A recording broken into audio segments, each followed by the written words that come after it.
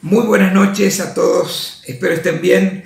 Un gusto poder compartir con ustedes este nuevo viernes en vivo. Gracias por estar, gracias por la compañía, gracias por los comentarios, los alientos, las palabras de ánimo también.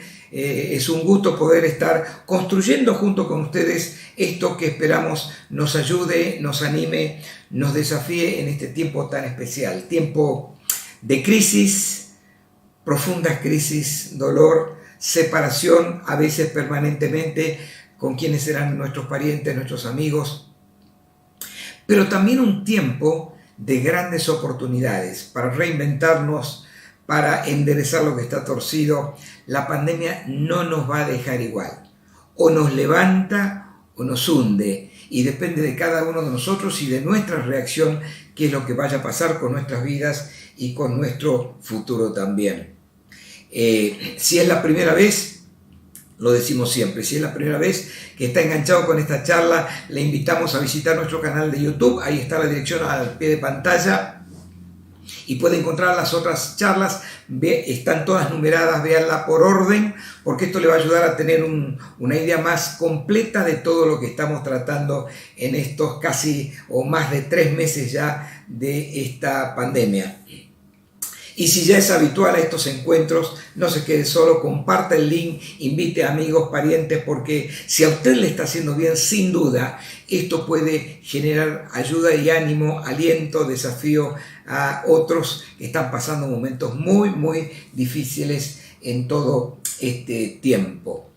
Quiero recordarles los 2 libros que estamos ofreciendo como un aporte para construir algo en medio de todo este tiempo tan difícil.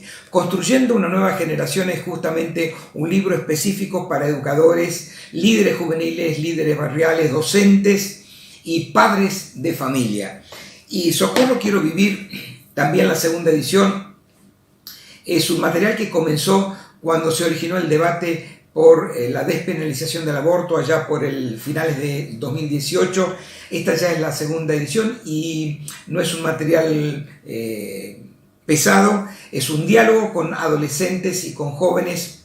Tengo uno de mis nietos de tan solamente 9 años de edad que hace 2 días me llama por teléfono y me dice: abuelo, me puse a leer Socorro Quiero Vivir. Y yo le digo: no me digas. Sí, dice, lo empecé ayer por la tarde y hoy ya lo terminé. ¿Y qué te pareció? Y ahí se generó un diálogo que le despierta la curiosidad, lo ayuda a valorar la familia, los valores, la vida y a pensar en cómo construimos algo en medio de toda esta debacle. Realmente la pandemia nos ha cubierto todas las escenas de comentario, pero lo que está pasando con la educación sexual en las escuelas, la ideología de género, la legalización del aborto en todo el mundo es realmente algo que nos entristece mucho y nos hace pensar. Así que, bueno, con esto nos metemos de lleno en lo que hemos dado en llamar la renuncia de Dios. Es el título llamativo de esta charla. Mucha gente se estuvo preguntando de qué se trataba. Ahora se va a enterar. El 30 de noviembre de 1989 se produce la caída del muro de Berlín, aquel muro emblemático que separaba las 2 Alemanias de aquel entonces. Y ahí comienza el fin, valga la paradoja, de la llamada Guerra Fría, la pelea entre Oriente y Occidente. Puntualmente, en diciembre de 1991 se produce la desintegración del Imperio Soviético, cuando se disuelve la URSS, ¿se acuerdan? Unión de las Repúblicas Socialistas Soviéticas, dando la independencia a 15 países. En ese entonces, un periodista cristiano y americano tuvo la oportunidad de viajar a Rusia y tener parte en una asamblea con los periodistas del entonces periódico Pravda, que era una eminencia escrita en ese tiempo, a través de la cual se enseñaba, se adoctrinaba, se informaba a la URSS, la llamada URSS, y ahí Philip Yancey dice, he podido ver cómo con sus rostros sombríos mis compañeros rusos tenían que reconocer que aunque el comunismo y el cristianismo tendían a lo mismo, tenían la intención de poder provocar a bondad al público a quienes se estaban refiriendo, tenían ideales comunes como ser la búsqueda de la justicia, de la solidaridad, igualdad de oportunidades para todos, etc. Sin embargo, había una gran diferencia, que el comunismo pretende imponer desde afuera lo que el cristianismo busca producir desde adentro. Tal vez esta sea la mayor diferencia, en teoría por lo menos, y quizá esto fue lo que produjo la caída, la desintegración del entonces Imperio Soviético. Fíjense que el editor jefe, el jefe de los editores en aquel periódico, reconoció que mientras ellos querían inclinar al ciudadano común ruso hacia la bondad, no se olviden que en el año 86 explota ahí una explosión nuclear inesperada, la más grande de toda la historia de la humanidad en Chernóbil, con mucha gente, muchos miles de muertos. Y entonces dice, mientras nosotros estamos queriendo provocar que el ciudadano ruso común pudiera dar su dinero, sus donaciones para ayudar a la gente que se estaba muriendo, el ciudadano ruso común prefería invertir lo que él ganaba en bebida. ¿Cuál es la enseñanza de esto? Es que no se puede imponer la bondad por la fuerza desde afuera de ningún tipo de gobierno. Es irónico, pero los intentos de imponer bondad y moralidad por la fuerza terminan generando individuos agresivos y gobiernos tiranos. Pretender controlar la violencia a través de leyes evidentemente no es el mejor camino. Y con esta introducción yo quiero dar el marco a través del cual les invito a que podamos juntos considerar algo muy importante que se dio en la vida de Jesús durante esos 40 días de tentación en el desierto. En el desierto, en la tentación del desierto, Jesús estuvo expuesto a algo mucho más fuerte que probar su carácter. Se estaba buscando resolver la historia humana. Saben que hay quienes hicieron de la tentación, no de la crucifixión, el suceso crucial del esfuerzo de Jesús por recuperar el mundo. Usted podrá estar de acuerdo o no, pero déjeme avanzar un poquitito en el tema. Uno de ellos fue John Milton, que hizo su famosa obra El paraíso perdido, en el año 1667, un clásico de la literatura inglesa. Y él hace un paralelismo allí. Dice, en el primer huerto, en el huerto del Edén, la serpiente antigua, Satanás, tentó al hombre para ser verdaderamente como los dioses. Serán como dioses, conociendo el bien y el mal. Mientras que en el desierto, el tentador tomó a Dios, al Hijo de Dios, a Jesús, y lo tentó para ser alguien verdaderamente humano. ¿Qué es lo que quería el enemigo con esto? Acelerar los tiempos, buscar un atajo, llegar más rápido y tentarlo a Jesús con conseguir la corona sin pasar por la cruz. Fíjense que esta misma tentación vuelve a presentarse tiempo después, cuando Pedro se entera, uno de los discípulos de Jesús, de que el Señor iba a la cruz, y dice preocupado Pedro, tratándole de salvar, le dice, Señor, en ningún sentido esto te acontezca. Y la respuesta de Jesús no se hizo esperar. Apártate de mí, Satanás, porque me eres tropiezo.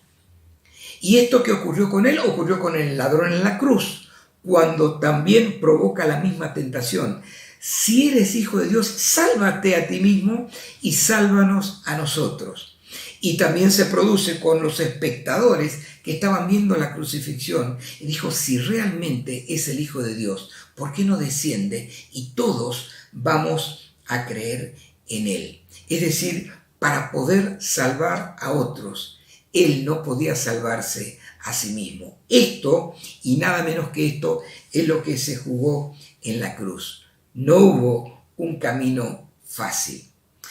El otro fue otro escritor ruso, en este caso, Fyodor Dostoyevsky, quien en su novela Los hermanos Karamazov, del año 1880, él dice que Jesús, al rechazar las 3 tentaciones, perdió el derecho a 3 grandes poderes, como eran el milagro, los misterios y la autoridad. Los milagros, los misterios y la autoridad. Y tal vez esto es lo que da razón al título de esta charla, la renuncia de Dios, porque fue la oportunidad en que Dios hecho carne a través de Jesucristo renunció a imponer por la fuerza lo que Él quería establecer en el mundo por medio del amor. Dice Dostoyevsky, además hay una gran diferencia entre el poder de Dios y el poder de Satanás. El diablo tiene el poder de forzar a la obediencia. Este poder es externo y es coercitivo, mientras que el poder de Dios es interno y no coercitivo. El amor se puede volver impotente cuando el ser amado no quiere aceptarlo. Y esto es la propuesta de Dios para toda la humanidad. Él se hizo débil para poder darnos la libertad de elegir voluntariamente obedecerle a través de una respuesta positiva a su amor. Pero el ser humano, Dios dejó en el ser humano la capacidad de escoger libremente por sí mismos en cuanto a Él. Es decir, Jesús en el desierto renunció a su mayor ventaja, el poder de imponernos la fe. O en las palabras de Dostoyevsky, deseaba Dios el amor espontáneo de los hombres que te siguieran libremente, seducidos y cautivados por ti.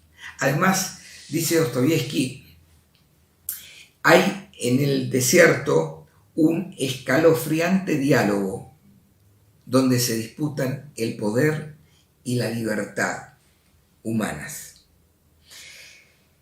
Por otro lado, los filósofos y teólogos, hay muchos que atribuyen muchos de los males de la tierra, de lo que nos está ocurriendo, a las consecuencias de esta libertad que le fue dada al hombre, de este mal uso de la libertad dada a nosotros.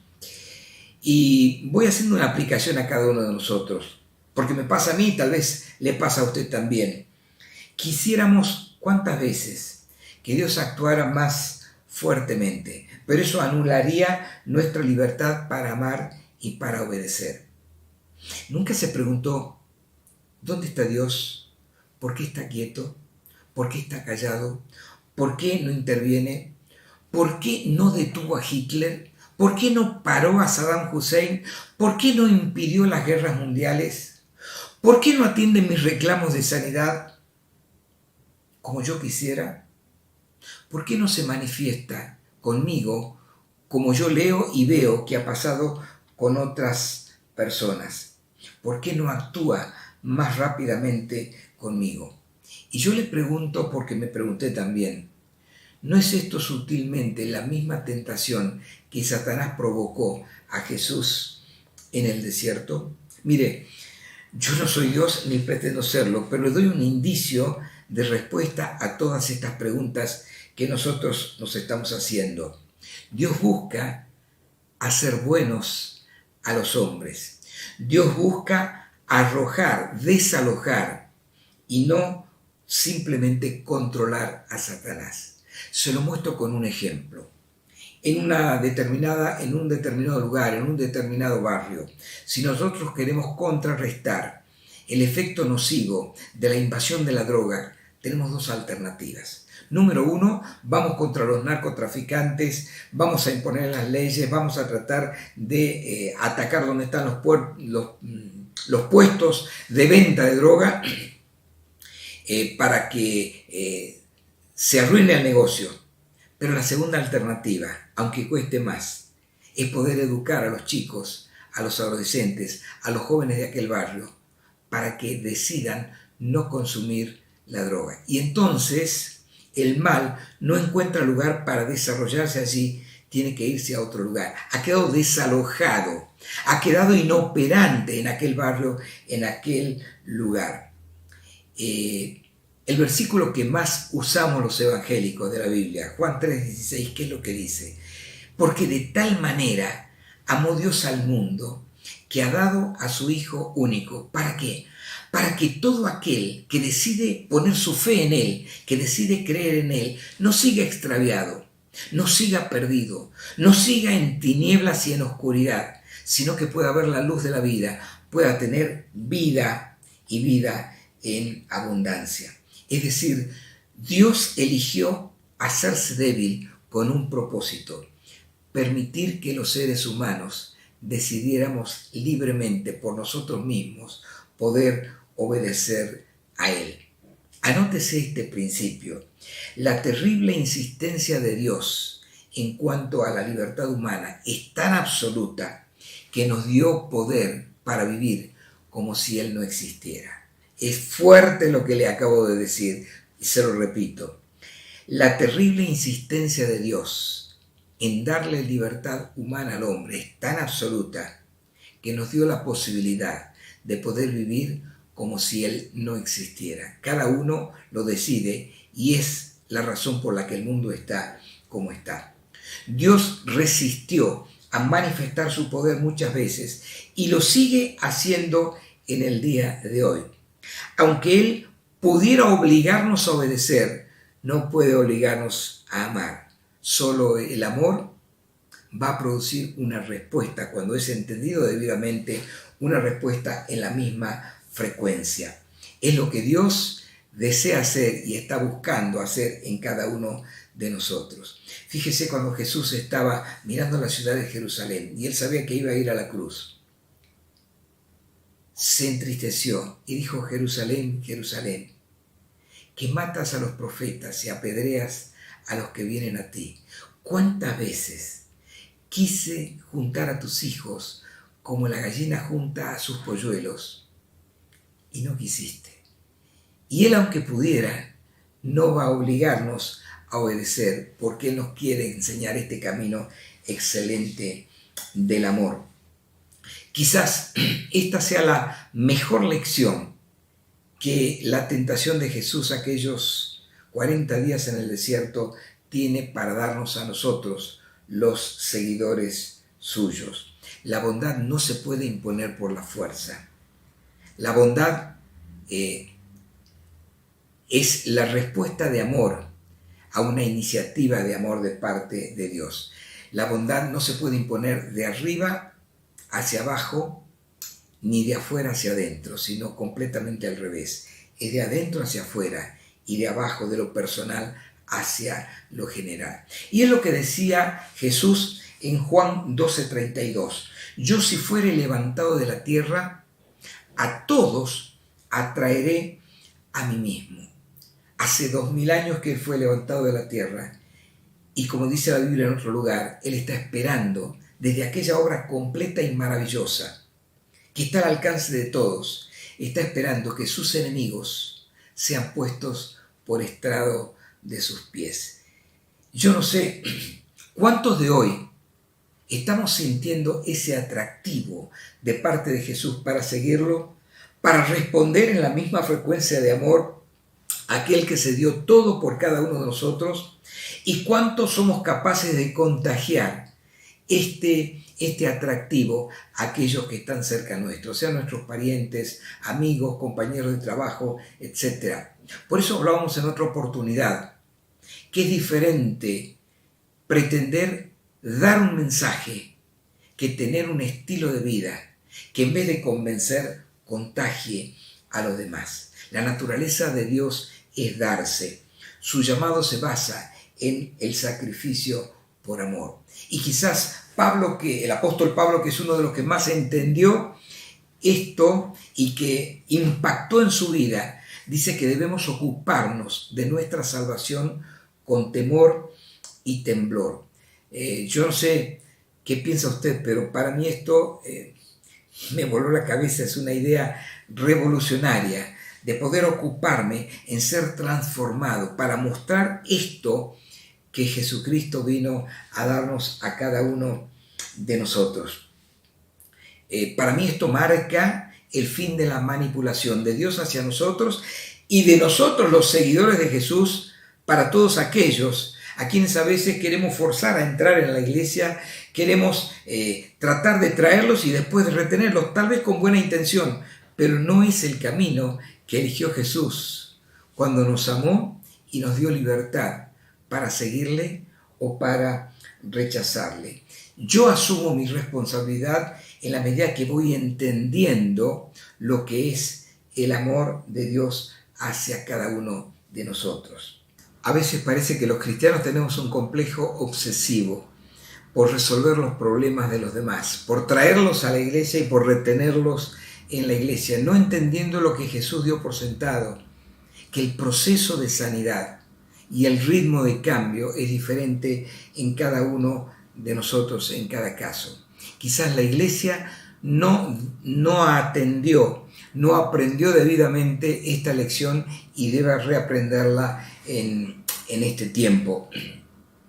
A veces hemos querido mejorar el camino de Jesús o anticipar los resultados. Otras veces, en situaciones más delicadas todavía, la iglesia se asoció con el gobierno para aceptar un atajo que nos ofreció para adquirir poder en cualquier sentido, en cualquier aspecto. Esta pandemia va a dejar al descubierto muchas de estas cosas y va a hacer que muchas iglesias abandonen estrategias manipuladoras para atraer y para retener a sus miembros. En lugar de presiones emocionales, Pablo se jugaba por el camino más excelente, que era el camino del amor. Y yo creo, queridos, que necesitamos urgentemente este sinceramiento entre cada uno de nosotros. Dijimos en otra oportunidad, hay más cristianos afuera que adentro de las iglesias, y no sé si no puede verse a esta falta de sinceramiento, a este exceso de religiosidad, de tradición, de costumbres que no nos están permitiendo tener la vida fresca que viene de parte del cielo. Voy cerrando esta charla en esta noche. A veces yo mismo reconozco, me veo con falta de voluntad para resistir soluciones más rápidas a los problemas que nos están aquejando. Yo quisiera cambiar mucho más rápido. Quisiera que mis discípulos, que mis amigos, la gente joven que me sigue, pudiera cambiar más rápido, que podamos mostrar esta misma confianza y esta misma paciencia que Jesús mostró. Miren, que Dios se refrene para actuar y esperar una respuesta de amor da posibilidad a todos, incluso a aquellos que se oponen a Él. Por eso quiero invitarles en esta noche a salir de la trinchera, no a volver a la religión, ni a una ni a otra, sino a volver a la casa del Padre, de ese Padre amante que quizás por no haberlo entendido adecuadamente, hemos estado como pródigos en la provincia apartada, viviendo perdidamente. Cuánto nos ama el Señor, cuánto nos ama Dios, cuánto necesitamos entender esta grandeza y este amor. Hay muchas preguntas en mi vida y tal vez en la suya que no tienen respuestas. En medio del silencio del cielo, en medio de esas preguntas que no tienen respuesta para tu dolor, para el mío, para nuestra preocupación, etc. Yo te animo y me animo a descubrir el amor de Dios, que nos invita a responderle en esa misma frecuencia. Este y no otro es el camino a un cambio de verdad. Y en la medida en que vamos procesando este cambio en nosotros, te invito a ser un factor de contagio en la vida de aquellos que están a tu alrededor, tu esposa, tu pareja, tus hijos, tus padres, tus compañeros de barrio, de trabajo, que están pasando situaciones tan difíciles y que necesitan una mano de apoyo de parte de alguien que diga Dios te ama y tiene la posibilidad de generar un cambio en este tiempo, que podamos manifestar el amor de Dios derramado y ofrecerlo así de gracia. Necesitamos sembrar amor para poder cosechar amor. No podemos imponer el amor. Se puede imponer obediencia, pero no se puede imponer el amor. Se lo puede cosechar una vez que vos y yo lo hemos sembrado. Fíjense que esto es verdaderamente el arrepentimiento. No es ponerse a llorar por los errores o metidas de pata del pasado. Es cambiar nuestra manera de pensar respecto a lo que es Dios, a qué ha hecho por nosotros y cómo podemos proceder en este tiempo. Que podamos descubrir en estos días, en este tiempo, ese amor que necesitamos con desesperación para ir cambiando desde adentro hacia afuera y ser colaboradores de Dios en la reconciliación de este mundo caído, como nos dice la Biblia. Fíjense que esto también es comprender la salvación, que las personas que fuimos hechos a semejanza de Dios, porque tenemos la libertad de elegir, cuando nos vemos confrontados como en un espejo, mirando la gloria del Señor, vamos siendo transformados para que nosotros que hemos sido hechos a su semejanza, vayamos traduciendo y mostrando la imagen misma del Señor, la imagen misma de su sustancia.